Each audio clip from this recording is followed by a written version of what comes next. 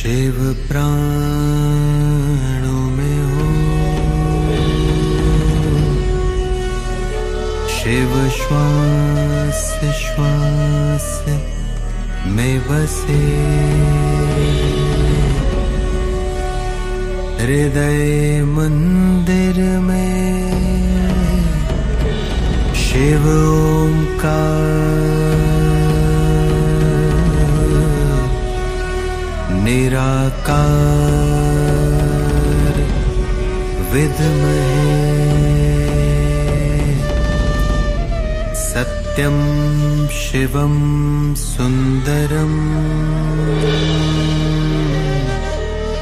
सत्यं शिवं सुंदरम्।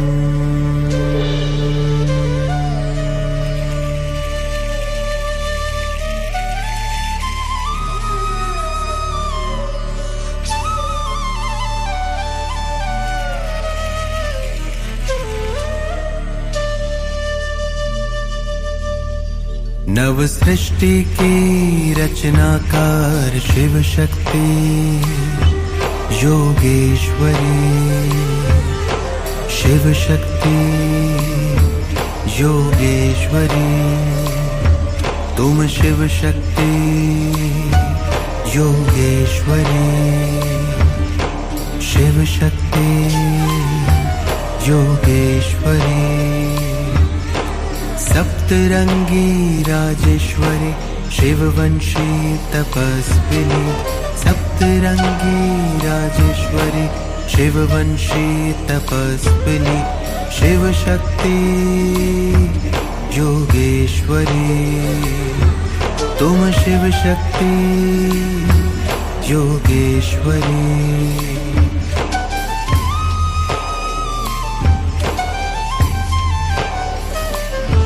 हे आत्मा तुम प्रचंड महाशक्ति,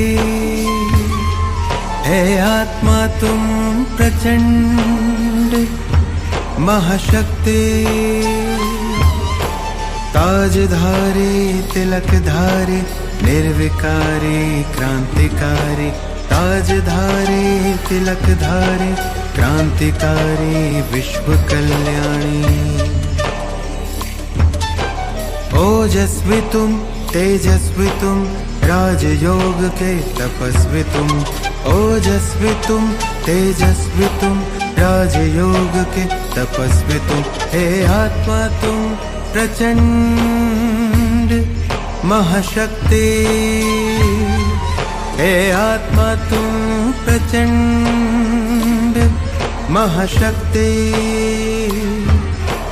आधार तुम अवतार तुम झनकार तुम अंगार तुम, आधार तुम अवतार तुम झनकार तुम अंगार तुम, ओ योगी तुम महायोगी तुम, ओ आंधी में खामोशी तुम,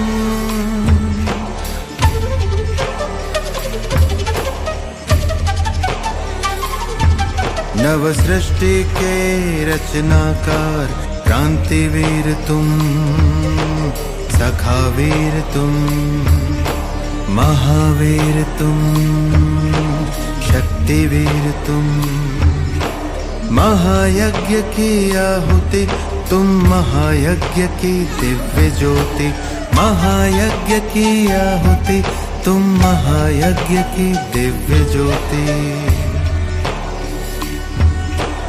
ओजस्वी तुम तेजस्वी तुम राजयोग के तपस्वी तुम, ओजस्वी तुम तेजस्वी तुम राजयोग के तपस्वी तुम, मर्यादा में पुरुषोत्तम तुम, अनुशासन के महानायक तुम, सदा विजय वरदानी, इतिहास की अमर कहानी, सदा विजय वरदानी, इतिहास की अमर कहानी,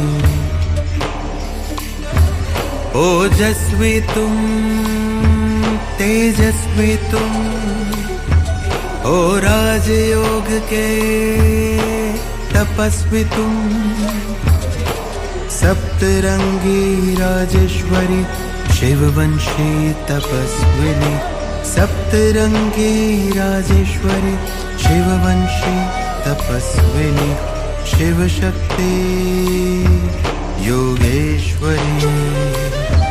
तुम शिव शक्ति योगेश्वरी, तुम शिव शक्ति योगेश्वरी, तुम शिव शक्ति योगेश्वरी।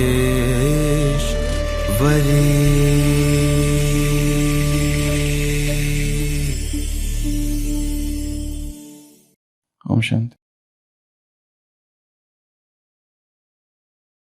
एक व्यक्ति एक मनोचिकित्सक के पास पहुंचा और कहने लगा, एक बहुत बड़ी समस्या हो गई है। मनोचिकित्सक ने कहा, क्या बीमारी है तुमको? उसने कहा, बीमारी मुझे नहीं है, मेरी पत्नी को है। मनोचिकित्सक ने पूछा, क्या है? उस व्यक्ति ने कहा कि मेरी पत्नी को ऐसा लगता है कि वो मुर्गी है। दिन रात कुकुड़ करती रहती है। क्या किया जाए? मनोचिकित्सक ने कहा, इसमें क्या है, उनको समझाओ, उसको बताओ। उसने कहा कि सारे उपाय करके हो गए, परंतु वो कुकुड़ को रात में भी बोलती रहती है। उसे पक्का निश्चय है कि वो मुर्गी ही है। मनोचिकित्सक ने कहा, उसको आईने के सामने बैठाओ, उसको दिखाओ कि तुम मनुष्य हो, तुम मुर्गी नहीं हो। और मुझे पूरा विश्वास है कि ये थेरेपी काम करेगी। उस व्यक्ति ने कहा, थेरेपी तो बहुत अच्छी है, मैं कर भी लूंगा, और वो शायद मान भी जाए कि वो मुर्गी नहीं है, पर हमें अंडे भी तो चाहिए। बीमारी केवल एक तरफ नहीं है, दोनों तरफ है। ये मुरली और ऐसी कई मुरलियां हैं जिसमें एक बीमारी की चर्चा होती है, और ये एकमात्र बीमारी ऐसी है जिसकी तुलना बाबा ने कैंसर की बीमारी से की है। क्योंकि अभी तो ट्रीटमेंट्स अवेलेबल है, पर सदियों से जो कैंसर के विषय में धारणा है कि लाइलाज है, अभी भी वो कैंसर जो एडवांस्ड है, जो सारे शरीर में फैल गया है, सामने आ जाएंगे, उसका कोई भी इलाज नहीं है। वैसे ही ये एक बीमारी ऐसी है कि जिसका कोई इलाज नहीं है। कौन सी बीमारी? वहम की बीमारी, जिसमें पेशेंट को लगता है कि व्यक्ति को लगता है कि ऐसा है और ऐसा ही है। उसे कितना भी समझाने की कोशिश करो, बताने की कोशिश करो, कितने भी काउंसलिंग सेशंस ले लो, कोई फायदा नहीं। बाबा ने कहा, यह बीमारी ऐसी है। कौन सी बीमारी? वहम की बीमारी। ये ऐसा है, ये वैसा है, ऐसा नहीं है, ऐसा है। स्वयं के विषय में, दूसरों के विषय में मैं तो हूं ही ऐसा, दूसरों के विषय में ये तो है ऐसा, ऐसे ही रटते रहते हैं। बाहर से अच्छा दिखता है, बाहर से ऐसा नहीं लगता कि कोई बीमारी है, परंतु से जैसे कैंसर का पेशेंट अंदर से, ऊपर से बाबा ने कहा खाता पीता है, अंदर से शक्तिहीन, वैसे ही ये व्यक्ति भी ऊपर से सब ठीक है, दूसरों को भी ठीक देखना चाहता है, परंतु स्वयं सुख और संतोष से रहित है। ऐसी ये बीमारी है जो इतनी गहरे में चली गई है। फिक्स्ड ओपिनियंस, ये ऐसा होना चाहिए, ये वैसा है, ये वैसा है। क्या किया जाए इससे छूटने के लिए? संसार में भी कहते हैं वहम का कोई इलाज नहीं है। ऐसे कितने ही पेशेंट्स होते हैं, असंख्य पेशेंट्स, जिनके असंख्य अलग अलग प्रकार की धारणाएं, मान्यताएं, अवधारणाएं होती है, और वही उनके इलाज में बाधा हो। मैं कभी ठीक ही नहीं हो सकता। कोई कोई है जिनको लगता है इस दुनिया की सभी बीमारियां मुझे है, और जब सब रिपोर्ट्स नॉर्मल आते हैं बहुत पीड़ा होती है, दुख होता है। 3 बातें हैं इस मुरली में। एक है रहम, रहम, वहम और अहम। अहम अर्थात मैं। जो रहम दिल होते हैं वो किस में समाये हुए होते हैं? बाप में। उन्हें सब तरफ बाप दिखता है। और जो अहम वाले होते हैं उन्हें सब तरफ मैं ही दिखता है। वो वहीं जगह जाएंगे जहां मैं की तृप्ति होगी। ऐसे प्रोग्राम में कभी नहीं जाएंगे कि जहां मैं का आदर नहीं है। वहां पर मैं की प्रशंसा होनी चाहिए, मैं को सम्मान मिलना चाहिए। मैंने किया, मैं हूं, तो खुश होता है, नहीं तो बहुत दुख होता है। तो एक तरफ रहम दिल आत्मा, एक तरफ मैं वाली आत्मा, और एक तरफ वहम वाली आत्मा। बाबा ने कहा ये 3 बातें जो यहां होगी वहीं पर वो भक्ति मार्ग में चलेगी। तो इस मुरली में ऐसी ये 14 बातें हैं। पहले ये 14 देखेंगे कौन कौन सी है। इसलिए बाबा ने कहा तुम जो भी करते हो अटेंशन, क्योंकि तुम्हें कॉपी करने वाले पूरी दुनिया है। आदि मध्य अंत तुम आधार मूर्त हो। महाविनाश में महाकल्याणकारी हो, महादानी हो, वरदानी हो, महान पुण्य आत्मा हो। तुम ही भक्तों के मास्टर भगवान हो, और तुम ही सतयुग की प्रजा के प्रजापिता हो, त्रेता में भी। तो सबसे पहली बात, यहां क्या करते हो और वहां क्या बनता है। तो सबसे फर्स्ट पॉइंट, यहां तुम गीत गाते हो। या तो हम बाबा के गीत गाते हैं, या तो बाबा हमारे गीत। संगम युग में जो हो रहा है, किन किन के बीच, हम और भगवान। कभी हम भगवान के लिए कुछ कर रहे, कभी वो हमारे लिए कुछ कर रहा है। इसका कंबाइंड भक्ति में यादगार बन रहा है। तो सबसे फर्स्ट गीत। दूसरा, हम यहां या भगवान हमारी कीर्ति, भक्ति में वो क्या बन जाता है? कीर्तन। तीसरा, यहां पर हम नाचते हैं, पर कैसे नाचते हैं? मन से। अतीन्द्रिय सुख का नाच है, और वहां पर पाव का नाच है।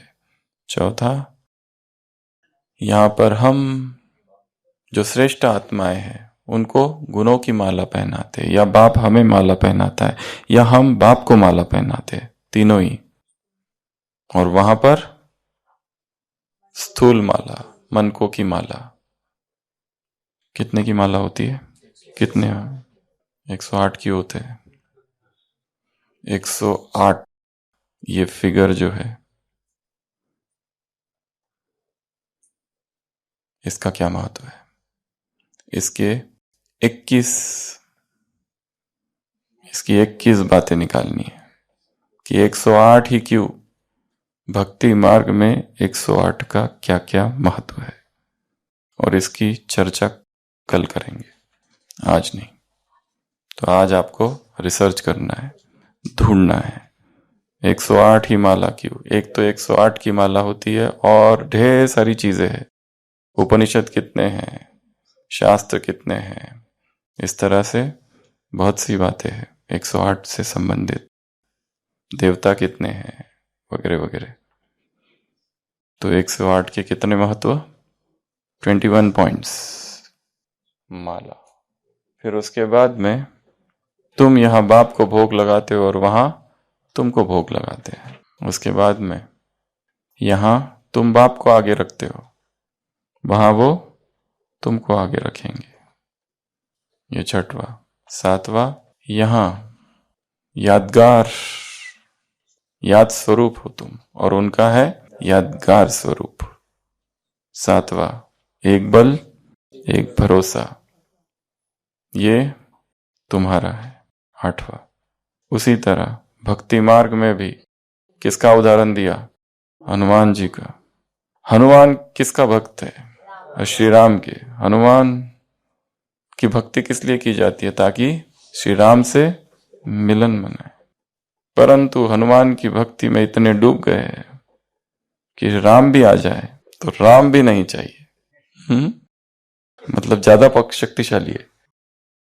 संकट कटे मिटे सब पीरा, जो सुमिरे हनुमत बलवीरा। तो एक बल एक भरोसा, ये भक्तों ने कहां से कॉपी किया है? यहां से। अगला, इसके बाद में यात्रा। तुम किस यात्रा पर हो? याद की यात्रा पर हो, रूहानी यात्रा पर हो। भक्तों ने कॉपी की है तुम्हारी। उन्होंने क्या कर दिया? यादगार यात्रा। उसके बाद में तुम यहां परिक्रमा करते हो। तुम ही नहीं करते, सबको कराते भी हो। और जब तक सारे चार धामों की परिक्रमा ना हो जाए शांति नहीं मिलती तुमको, तब कहीं संतुष्टता होती है। भले एक एक सेकंड ही क्यों ना रुके, हिस्ट्री ऑल फटाफट फटाफट फटाफट हो गया। क्या देखा? कुछ नहीं। बाप, तुम बाप टीचर सदगुरु, इधर एक बार बोला, दूसरी जगह कुछ और बोला। तुम यहां परिक्रमा करते हो, वो वहां परिक्रमा करते हैं। अगला, एक से सर्व प्राप्ति, या एक में निश्चय, पूर्ण निश्चय, एक में ही। तुम में यदि यहां पर निश्चय कम है, यहां से ऊपर की जो 10 पॉइंट्स थी वो पॉजिटिव है, ये जो लास्ट 4 है वो अलग प्रकार की पॉइंट्स है। अगर तुम में निश्चय कम है यहां और तुम एक रस नहीं हो तो वो भी एक रस नहीं। कभी कृष्ण की भक्ति करेंगे, कभी हनुमान जी की, कभी राम जी की, कभी किसकी, कभी किसकी। भक्ति में बिल्कुल भी अस्थिर है। जिसने जो मनोकामना पूरी कर दी उधर चल दिए। ये 11वां। 12वां, अगर तुम यहां शान से परे रहते हो, अर्थात स्वमान से नीचे रहते हो, तुम्हारे भक्त उधर परेशान रहेंगे। अगला, तुम यहां कंप्लेन करते रहते हो, उल्हानों में रहते हो, तुम्हारे भक्त वहां कंप्लेन करते रहेंगे। दिल शिकस्त की कंप्लेंट, चाहे प्यार की ही कंप्लेंट हो या अपनी कमियों के उल्हाने। और लास्ट 14वां, तुम्हारे मन में यदि वहम है, वहम में भी कुछ कुछ कैटेगरीज है। जैसे रियल जोड़ियां किसकी होती है? केवल जूतों की। बाकी सब है मन का वहम। केवल जूतों की जोड़ियां ही मिलती है। बाकी कुछ भी सोचो कि तुम और मैं, हम और तुम, I love you, you love me, सब भ्रम, सब है मन का वहम। ये पॉजिटिव वहम जो कल्टीवेट करना है। तो वहम की बीमारी ऐसी है कि व्यक्ति को लगता है ये ऐसा ही है। कितना भी समझाओ, कितना भी कुछ करो, कुछ फायदा नहीं। और फिर है अहम, मैं। इस मैं को जब चोट लगती है, इस संसार में जितनी भी घटनाएं हुई है एक ही शब्द की वजह से हुई है, अपमान। सारा रामायण किसकी वजह से हुआ? अपमान। महाभारत किसकी वजह से हुआ? अपमान। नंदवंश का नाश किसकी वजह से हुआ? अपमान। इतिहास की जितनी घटनाएं हैं सबका मूल अपमान। हर चीज जो हुई है, प्रथम साम्राज्य जो स्थापित हुआ चाणक्य द्वारा, चंद्रगुप्त मौर्य को, क्यों हुआ? अपमान। तो अपमान अर्थात मैं को चोट लगती है। ये बड़ी ऊंची ऊंची बातें हैं जो इस मुरली में आई है। तो अभी हम 14 लोकेशंस में 14 पॉइंट्स डाल देंगे और उसको एक एक्टिविटी के रूप में कन्वर्ट कर देंगे। तो हमारा सबसे पहला लोकेशन है शांति स्तंभ। एक बाजू में देखो भक्त और एक बाजू में देखो ज्ञानी। तो शांति स्तंभ के इस तरफ ब्राह्मण आत्माएं बैठ के क्या कर रही है? मन के गीत गा रही है। और दूसरी तरफ भक्त है, वो क्या कर रहे हैं? मुख से गा रहे हैं, मुख के गीत, मन के गीत और मुख के गीत। तो एक पिक्चर बनाना है मन में कि एक तरफ मुख के मन के गीत और दूसरी तरफ मुख के गीत। फिर आ जाओ हिस्ट्री हॉल में, उसके दो विभाजन करो। एक तरफ बाबा हमारी कीर्ति, हमारे श्रेष्ठ जीवन श्रेष्ठ कर्म की कीर्ति महिमा कर रहे हैं, और दूसरी तरफ भक्त क्या कर रहे हैं? खड़े रहकर कीर्तन कर रहे हैं। तो एक तरफ कीर्ति, कीर्ति बहन, और दूसरी तरफ कीर्तन। तो एक तरफ कीर्ति और दूसरी तरफ कीर्तन, एक तरफ गीत मन का और दूसरी तरफ मुख का। फिर आ जाओ बाबा का कमरा, और बाबा के कमरे में क्या कर रहे हैं? डांस। तो बाबा के कमरों को दो भागों में विभाजित करो। एक तरफ तो ज्ञानी बैठे हैं जो अतीन्द्रिय सुख का डांस कर रहे हैं, और दूसरी तरफ भक्त जोर जोर से डांस कर रहे हैं, एग्रेसिव डांस। फिर उसके बाद आ जाओ कुटिया में। कुटिया में माला, तो बाप हमारे गुणों की माला का सिमरन कर रहे हैं, महिमा का सिमरन कर रहे हैं। और वहीं पर दूसरे भक्त बैठे हैं, वो ओम नमः शिवाय, ओम नमः शिवाय, ओम नमः शिवाय, ओम नमः शिवाय। याद रखना, हम पूछेंगे। डायरी बंद, किताब भी बंद। फिर आ जाओ यहां आंगन में। आंगन में मंजू बहन किधर है? भोग आज कमरे में नहीं लग रहा है। किधर भोग लगाया जा रहा है आज? मधुबन के आंगन में भोग लग रहा है। किसको भोग लग रहा है? हम लगा रहे हैं भगवान को, और फिर भक्त है वो लगा रहे हमको। और वैसे भी आज गुरुवार है, तो सदगुरुवार का भोग आज कहाँ लग रहा है? आंगन में। भव्य आयोजन हुआ है आंगन में भोग का। तो जैसे हम भगवान को भोग लगाते हैं, वो एक बहन ने कहा था ना, भोग लगाते हुए नींद आती है, क्या करें? ये भी एक नए प्रकार की समस्या है ब्राह्मणों की। योग कराते हुए भी संदली पर बैठ के भी नींद आती है। और उससे भी बड़ी बात, तो एक भाई तो अमृत वेला ही गिर गए योग कराते कराते। एम्बुलेंस से सुबह 4 बजे हॉस्पिटल, हेड इंजुरी, भयंकर नींद। नींद थोड़ी ना देखती है तुम कहाँ बैठे हो, अच्छी बात है नींद तो बहुत गहरी समस्या है, उसका संबंध बहुत सारी चीजों से है। नींद कैसी हुई, कोई बीमारी तो नहीं है, रात में खाना क्या खाया, कितने बजे खाया, कैसे खाया, सोए कैसे, कितने बजे सोए, क्या करते हुए सोए, बहुत सारी बातें। कोई दवाइयां तो नहीं चल रही है, हुई कि नहीं हुई, हुई भी तो कितनी, कैसी हुई, या थकान शरीर में बहुत ज्यादा थी। और हो सकता है कोई बैठा है सो रहा है और हम सोचते हैं देखो ये सो रहा है, हो सकता है उसको बुखार हो फिर भी बैठा है। हमें किसी के विषय में कुछ भी पता नहीं होता है। हो सकता है कितनी उसके शरीर में बीमारियां हो या और कुछ हो, फिर भी आया है। पर हमें दूर से क्या दिखाई देता है? केवल बाहर का। इसलिए कई बार जो दिखाई देता है वो सत्य नहीं होता है, जो दिखता है वो भी सत्य नहीं होता है। रामायण का दृश्य है, श्री राम लक्ष्मण और सीता वन में चित्रकूट में कुटिया बनाकर है। लक्ष्मण जाकर देख के आता है कि भरत आ रहा है चतुरंग की सेना लेके, और अयोध्या का ध्वज भी दिखाई दे रहा है, रघुकुल का ध्वज दिखाई। भाग के आता है, कहता है कोई टाइम ही नहीं है अभी, फटाफट शस्त्र उठाओ, वो आ रहा है। अरे कौन आ रहा है? श्री राम कहते कौन आ रहा है? वो आ रहा है, और वो अकेला नहीं आ रहा है, पूरी सेना लेके आ रहा है। हमें तो क्यों आ रहा है?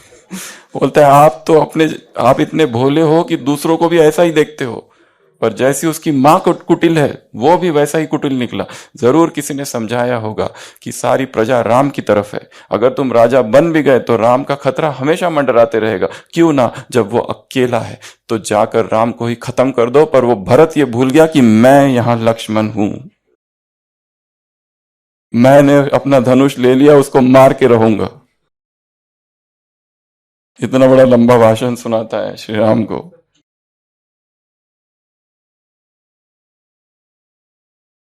लक्ष्मण कहता है जब इंद्र को भी पद का मद हो गया तो भरत क्या है? श्री राम क्या कहते हैं? पद का मोह इंद्र को हो सकता है, पर भरत तो इंद्र से भी ऊंचा है। और फिर दिखाए भरत आते और फिर मैं शरण में आया हूं। लक्ष्मण को ऐसा बार बार कई बार पश्चाताप हुआ है कई बार आवेश, जोश। और ये प्रश्न भी लक्ष्मण ने कभी श्री राम से पूछा है, जब शांत वातावरण होता है, जब कोई असुर द्वंद्व वगैरह नहीं कर रहा होता है, कि ऐसा मेरे साथ बार बार क्यों होता है। ऐसा नहीं कि लक्ष्मण को ये पता नहीं है क्या हो रहा है, उसे पता है उसके एग्रेशन का, उसके उस स्वभाव का। वो पूछता भी है एक बार। इसका उत्तर आप ढूंढो, राम ने क्या उत्तर दिया था। तो कहां पहुंचे हम? भोग। भोग से हम लक्ष्मण के पास कैसे पहुंच गए? तो नींद। तो भोग, हाँ, जो है, जैसा है वैसा, जो आंखों से भी दिखता है, कई बार वो भी असत्य होता है। तो हम बाबा को भोग लगाते हैं, भक्त हमें भोग लगाते हैं। अगली पॉइंट, हम बाबा को आगे रखते हैं। पहले बाप फिर हम, वहां पर वो देवताओं को आगे रखते हैं और फिर खुद। जो भी चीज पहले हम बाबा को स्वीकार कराते हैं। ये भी बहुत अच्छी प्रैक्टिस है। हमें जो भी मिलता है, कुछ भी घर में जो भी वस्तुएं लाई जाती है, चाहे सब्जियां, चाहे सैलरी, पे स्लिप, एनीथिंग, कुछ भी, कोई भी वस्तु या कोई सौगात या कोई गिफ्ट, जो भी हमें मिलता है, प्रैक्टिस क्या करनी है? पहले पापा को। कार खरीदी, चाबी पहले ट्रांसलाइट के सामने, आपकी कार आई है, बाकी आपकी अगर परमिशन है तो मैं यूज करूंगा अगर नहीं है तो किसी को दे देंगे बाकी आप तो मुझे ही दोगे, वो पता है, बट आप अगर बोलते हो, और वो बोलता तो है नहीं। पर जो भी करो, जैसे भक्ति में श्री कृष्णा अर्पणम मस्तु, हर चीज, सब कुछ उसके लिए, वैसे ही हर चीज में, छोटी छोटी चीज में पहले बाबा को रखना और फिर हम। तो ये कहाँ का यादगार? यही यादगार उधर भक्ति मार्ग में फिर कॉपी होगा, फॉलो होगा।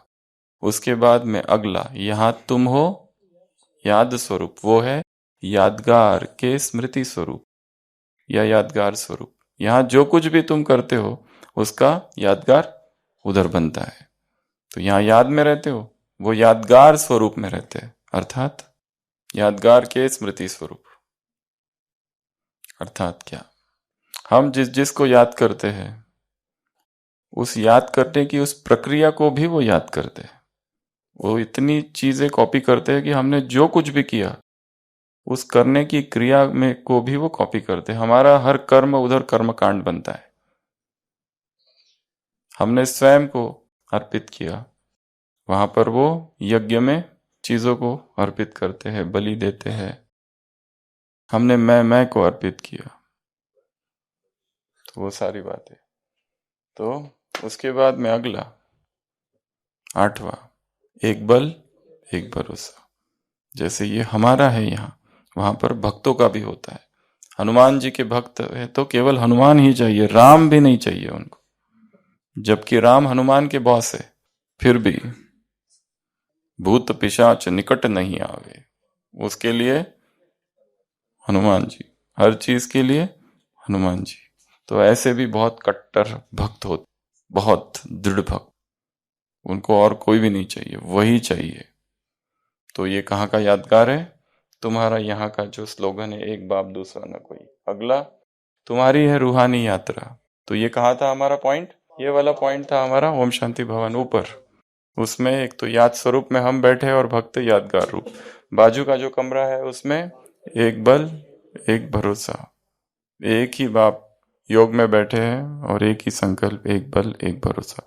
फिर बाजू में लाइब्रेरी, सोचो लाइब्रेरी क्या है? बुकिंग ऑफिस है। वहां पर किसकी बुकिंग हो रही है? यात्रा की। हमारी है याद की यात्रा है और उनकी है यादगार यात्रा। यादगार की यात्रा। उसके बाद में मेडिटेशन हॉल में चारों स्तंभ ऊपर ही बने हुए हैं। चारों क्या, चारों स्तंभ या तो चारों धाम। हिस्ट्री हॉल भी मेडिटेशन हॉल में, और हम लोग क्या कर रहे हैं वहां पर, परिक्रमा कर रहे हैं। तो भक्तों ने चार धाम की परिक्रमा चालू कर दी है, एक भी धाम छूटना नहीं चाहिए, तभी उनको तृप्ति होती है। उसके बाद में एक में अटल निश्चय, डिस्पेंसरी, एक ही डॉक्टर, दूसरा ना कोई। नहीं तो भक्ति मार्ग में कभी कृष्ण के भक्त बनते हैं तो कभी राम के भक्त बनते हैं, स्थिर नहीं रह पाते, एक रस अचल अवस्था नहीं रहती है। आज इसके पास जाएंगे, कल उसके पास जाएंगे, पता चला वहां पर कुछ ज्यादा प्राप्ति हो रही है। यहाँ तो इतने दिनों से बाबा ने कभी बीमारी ठीक नहीं की, और उनके पास गए तो तुरंत बीमारी ठीक हो गई। अब बताओ, शक्तिशाली बाप है या वो? कितने दिन से बाबा से कह रहे, बाबा पति की दारू छुड़ाओ, दारू छुड़ाओ, अब तक नहीं छुड़ाई। उनके पास गए, तुरंत छुड़ा दी, तो डोलने लग। ज्ञान की समझ गहरी नहीं है, उथली उथली समझ है, इसलिए भटकते हैं इधर से उधर। तो यहाँ पर एक से ही सर्व प्राप्ति और एक में ही अटल निश्चय। उसके बाद में ऊपर डाइनिंग में शान से परे जब रहेंगे तब परेशान, नीचे भंडारे में कंप्लेंट ही कर रहे हैं, कमजोरियों की कंप्लेंट करते रहते हैं अपनी, या उल्हाने, या फिर दिल शिकस्त होते हैं और फिर कंप्लेंट करते रहते हैं। हर एक व्यक्ति के बारे में कंप्लेंट है, सीनियर्स के बारे में कंप्लेंट है, अपने साथियों के बारे में कंप्लेंट है, अपने छोटों के बारे में कंप्लेंट है, अपने काम के बारे में, ड्यूटी के बारे में, समय के बारे में कंप्लेंट है, हर चीज के बारे में कंप्लेंट से भरे हुए कंप्लेंट बॉक्स है व्यक्ति। करना कुछ नहीं है, बस कंप्लेंट ही करते रहते हैं और निगेटिविटी फैलाते रहते हैं, दूसरों को भी कमजोर करते हैं, ये मुख्य काम है। तो उल्हाने, और लास्ट में 14वां हॉस्पिटल, ये तो बताया ही है, अहम वहम रहम, नाइलाज, कुछ लाइलाज बीमारी है। तो आज 2-3 काम करने हैं। सबसे पहला तो, टाइम हो गया वैसे तो, एक चिट पेपर दे दो सबको, गुणों की माला। तो आपके बाजू में जो बैठा है एक बार उसको देख लो और उसका एक गुण लिख लो उसके ऊपर, जल्दी जल्दी। जो नीचे बैठे हैं वही कर लो बस, ऊपर वाले छोड़ दो, नीचे वालों को दे दो बस। ये एक्टिविटी में आपको आपके बाजू में जो है उसका एक गुण लिखना है, और उसके बाद में अगर उसको जानते नहीं तो भी इतना तो जानते हो कि ब्राह्मण आत्मा है, और फिर वो एक्सचेंज करना है, उसने क्या लिखा हमारे विषय में वो पढ़ना है, लिख के जिसके विषय में लिखा उसको दे दो। कौन वो है? 2-3 दिन है, कल है ना, बस एक्सचेंज कर लो। एक ही शब्द लिखना है बस, ओनली वन वर्ड, सेंटेंस भी नहीं, वर्ड, बस एक गुण। एक्सचेंज करके उसको एक बार पढ़ो। एक्टिविटी दूसरी, ये जो दूसरी एक्टिविटी है उसमें बाबा ने भक्ति का उदाहरण दिया है। तो भक्ति में कौन कौन से उदाहरण है भक्त और भगवान के? मीरा और कृष्ण, राधे और कृष्ण, गोपी और कृष्ण, प्रहलाद और विष्णु, ध्रुव और विष्णु, नारद और विष्णु, और राम और हनुमान और राम, और अर्जुन और कृष्ण, शबरी और श्री राम। तो ये सारे उदाहरण हैं। प्रहलाद, सती और शिव, तो ये सारे उदाहरण हैं। तो इसकी एक, अभी तो टाइम कम है, बट इसकी एक एक्टिविटी बनाई जा सकती है कि इन दोनों का क्या संवाद होगा। जैसे शबरी और श्री राम, जैसे आप अगर शबरी है और ये श्री राम है तो क्या बात करोगे? ये शबरी और ये राम, ये कृष्ण और ये अर्जुन। ठीक, एक्टिविटी, तो ये भी एक एक्टिविटी हो सकती है। तो आज ये काम बताया। सबसे पहला काम तो 108 का क्या महत्व है, उसकी कितनी बातें लिखनी है? 21 बातें। वो थोड़ा रिसर्च करना पड़ेगा, ढूंढना पड़ेगा 108 क्या क्या है संसार में। ठीक है, ग्रह, नक्षत्र, बहुत सारी चीजें आती है इसमें, शास्त्र, उपनिषद, बहुत सारी चीजें हैं। तो वो सारी बातें इसमें लिखनी है, ये पहला काम। दूसरा काम आज की मुरली से, दूसरा काम है एक विजन बोर्ड बनाना है। विजन बोर्ड अर्थात एक टॉपिक आपको दे रहे हैं, एक बाप दूसरा ना कोई। इसमें किस तरह का चित्र बनाया जा सकता, it could be picture, a collage, anything, कोई भी एक चित्र इसका बनाना है। एक बाप दूसरा ना कोई का क्या बनाना है, विजन बोर्ड। विजन बोर्ड वो होता है कि जो जैसे बच्चे होते हैं ना स्कूल में पढ़ते हैं, तो अपने आंखों के सामने रखते हैं वो विजन बोर्ड कि मुझे टॉपर आना है, I am topper, I am topper, I am topper. याद रखते हैं एग्जाम की डेट है 15 तारीख नवंबर मास, ये डेट है और मुझे इस एग्जाम में टॉप करना है, तो विजन रखते हैं सामने। उसी तरह ये विजन बोर्ड, एक बाप दूसरा ना कोई, या फिर एक बल एक भरोसा, ये भी ले सकते हैं जो मुरली में है। एक बल एक भरोसा का क्या बनाना है, एक विजन बोर्ड बनाना है। उसके बाद में भक्ति और ज्ञान, इनमें क्या क्या अंतर है, इसका एक चार्ट बनाना है। ये भक्ति मार्ग में, ये ज्ञान मार्ग में, ये भक्ति, ये छोड़कर,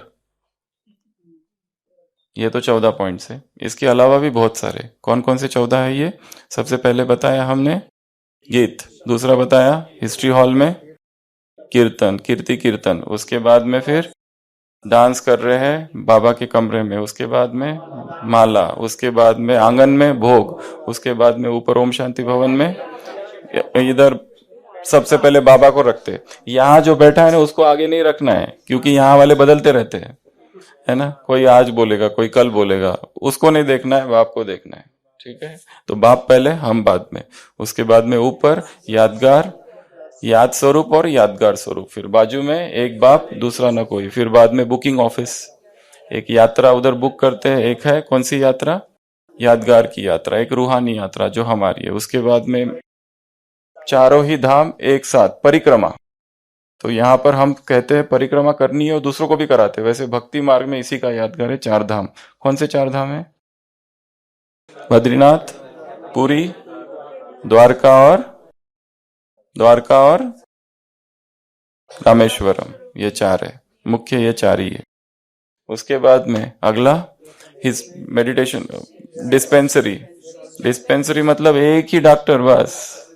हाँ, एक बल एक भरोसा, यहाँ एक बल एक भरोसा नहीं है, यहाँ का एक से सर्व प्राप्ति, एक में निश्चय बुद्धि, इसी का यादगार भक्ति मार्ग में केवल एक ही बस, और कोई भी नहीं। तुम अपनी स्थिति को एक रस बनाओ, स्थिर फ्लक्चुएटिंग मूड नहीं चाहिए। जो सुबह मूड है अमृत वेला, वही दोपहर को, वही शाम को, वही रात, बदलते नहीं रहना चाहिए परिस्थितियों के साथ। परिस्थितियां चाहे कुछ भी हो, हमारा मूड एक mood, happy mood, Holi mood, light mood.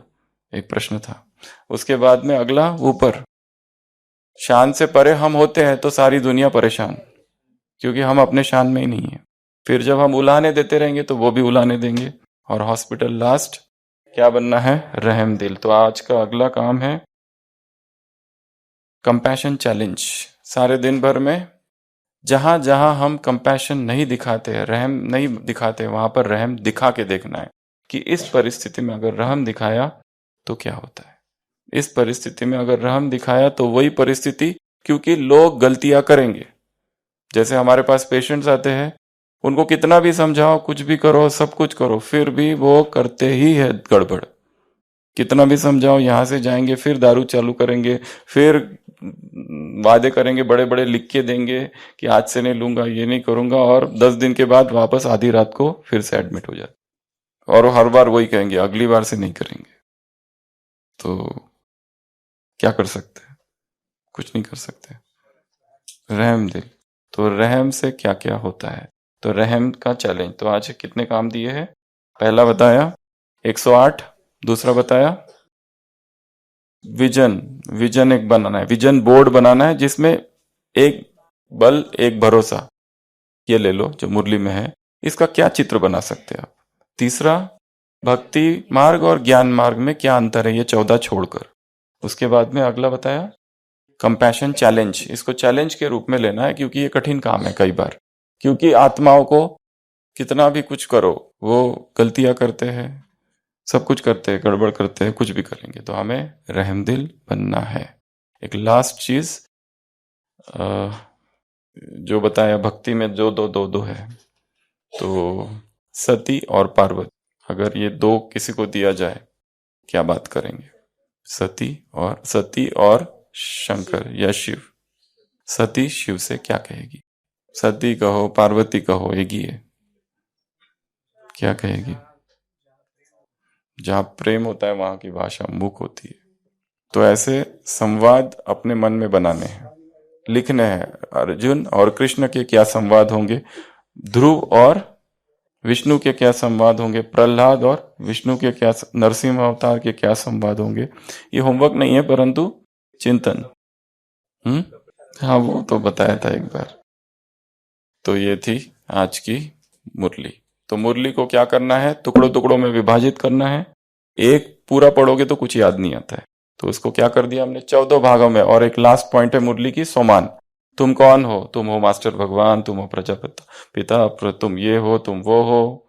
कितने सारे सोमान आए हैं लास्ट में, आदि मध्य अंत के। आधार मूर्त तुम हो, रहम दिल तुम हो, महादानी तुम हो, वरदानी तुम हो, महान कल्याणकारी तुम हो विनाश काल में, और पांचवा महान पुण्य आत्मा तुम हो। इसलिए ये सारी मुरली का सार अपने ऊपर कितना तुमको अटेंशन रखना चाहिए, क्योंकि तुम जो कुछ करते हो वो दुनिया कॉपी करेगी। कुछ भी करो, तुम गड़बड़ करोगे तो दुनिया गड़बड़ करेगी। कुछ भी करो। अब ये स्थिति आ गई है, जैसे एक भैंस जंगल में खो गई, तो उसने ऐसी भागी, ऐसी भागी, ऐसी भागते भागते भागते रास्ता एक बना दिया और निकल गई, फिर गांव आ गया। तो जो लोग नए आए उन्होंने देखा ये रास्ता तो ऑलरेडी बना है, बराबर उसको फॉलो किया, इधर इधर इधर, कभी इधर कभी इधर करते करते वो हाईवे बन गया फिर बाद में। बट वो मार्ग इतना सही था, बट लोगों ने फॉलो किसको किया? कहीं इधर ही उधर घूम रहे हो। 5 मिनट का रास्ता था पर वो 1 घंटे का, क्योंकि फॉलो उसी को किया है कि भैंस जहां से गई, अब किसी को पता नहीं कौन गया, बट एक ने फॉलो किया तो सबने फॉलो किया, और बाद में नेशनल हाईवे बना वो। तो अपना मार्ग खुद, या तो कल बाबा ने कहा था मार्ग बना हुआ है, तुमको कुछ करने की जरूरत नहीं, ब्रह्मा ने बना रखा है। ओम शांति।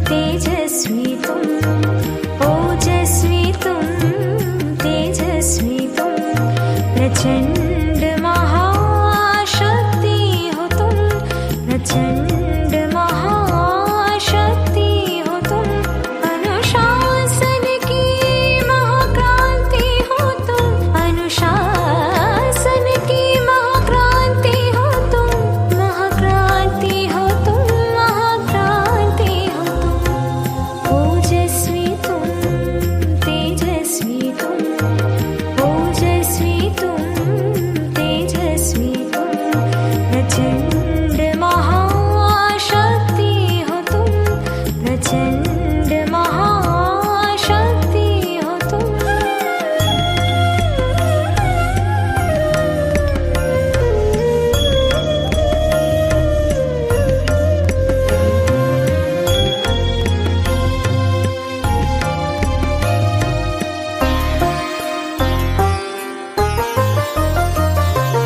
ज्वाला सी जलती मशाल हो तुम, आत्मोन्नति के पथ में बढ़ते चलो तुम, बढ़ते चलो, अंधकार मिटाते चलो तुम।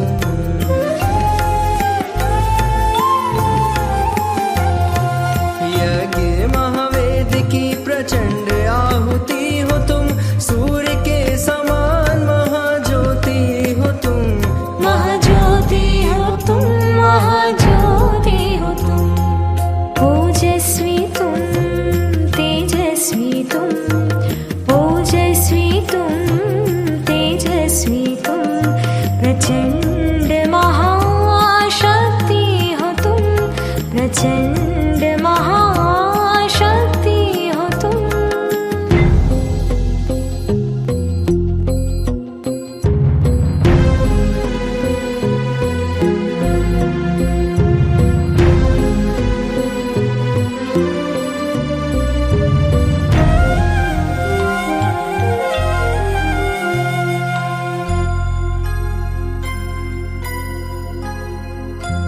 वाणी में मुझ हो, मुख पे प्रखर तेज हो, तपस्या की धुन में रमी बाबा की आश हो, बाबा की आश हो। श्वासों में प्राण हो, अव्यक्त एक आह्वान हो, मुरली की तान का अनंत शंखनाद हो। तुम महावीर हो, वज्र के समान हो, कोई ना भेद सके ऐसी चट्टान हो। तुम क्रांतिवीर हो, तुम कर्मवीर हो, महिमा तुम्हारी जग में अपरंपार हो। ओजस्वी तुम, तेजस्वी तुम, ओजस्वी तुम, तेजस्वी तुम, प्रचंड महाशक्ति हो तुम, प्रचंड